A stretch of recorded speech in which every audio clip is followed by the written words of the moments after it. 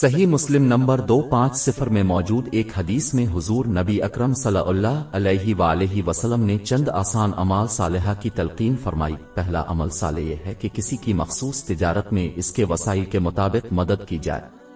مثال کے طور پر ایک مسلمان اپنے پیشے میں کسی کی مزید تعلیم اور فیس ادا کر کے اس کی مدد کر سکتا ہے، جو کہ دینا ضروری ہے تاکہ وہ اپنے پیشے پر عمل کر سکیں۔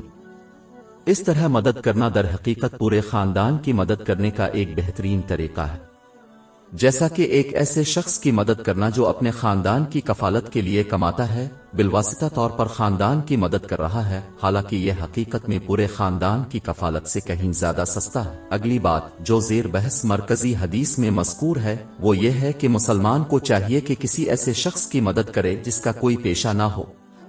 اس میں انہیں حلال دولت حاصل کرنے کے لیے بہترین کام کے بارے میں مشورہ دینا، ان کی تعلیم کے لیے ادائیگی کرنا، کاروباری مالکان کو ان کی خدمات حاصل کرنے کی ترغیب دینا شامل ہے۔ اس میں وہ کچھ بھی شامل ہے جو اس قسم کے افراد کو حلال رزق حاصل کرنے میں مدد کرتا ہے تاکہ وہ اپنی ضروریات اور اپنے زیر کفالت افراد کی ضروریات پوری کر سکیں۔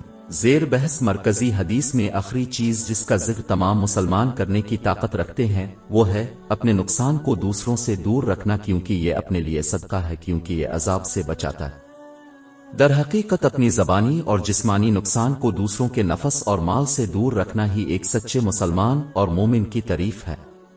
اس کی تصدیق سنن نسائی نمبر 4998 میں موجود ایک حدیث سے ہوتی ہے۔